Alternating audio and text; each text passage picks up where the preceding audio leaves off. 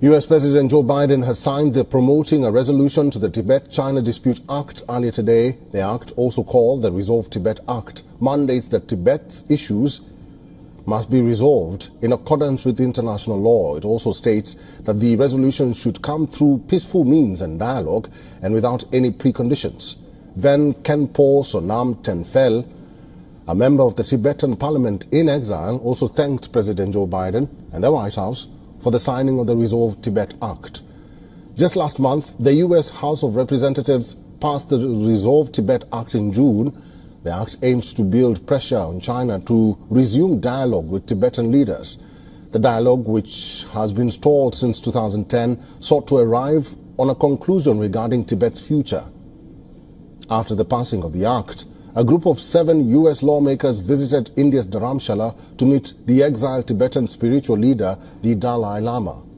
The visit came as a show of support for the Tibetan cause. The visit drew strong criticism from Beijing, who have categorized the Dalai Lama as a separatist. During this meeting too, China urged Washington to recognize the Dalai Lama's anti-China approach and avoid contact with the leader. What is the Resolve Tibet Act?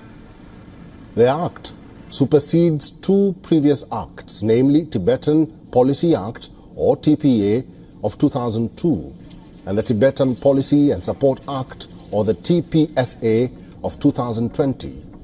The recent act aims at authorizing the use of funds to counter Chinese disinformation about Tibet. This includes disinformation about the history of Tibet, the Tibetan people, and Tibetan institutions, including that of the Dalai Lama. The act also challenges the Chinese contention that Tibet has been a part of China since ancient times. The act also urges China to sign 2 things, which are the International Covenant on Civil and Political Rights and the International Covenant on Economic, Social and Cultural Rights. It comes as recognition of Tibetan people to self-determination and human rights. Finally, it also amends the 2002 TPA to define the exact geographical areas which are part of the Tibetan Autonomous Region. In fact, China also passed laws of the cause of, quote, Taiwan independence.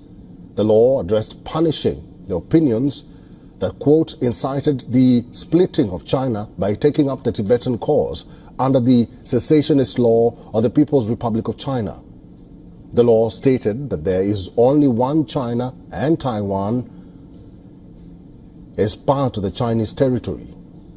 The acts that Beijing made punishable under its criminal law included initiating the Taiwan independence, attempting to change the legal status of Taiwan as part of China, an attempt to create 2 Chinas, falsifying the fact that Taiwan is a part of China, amongst other things like organizing separatist events and also dialogues.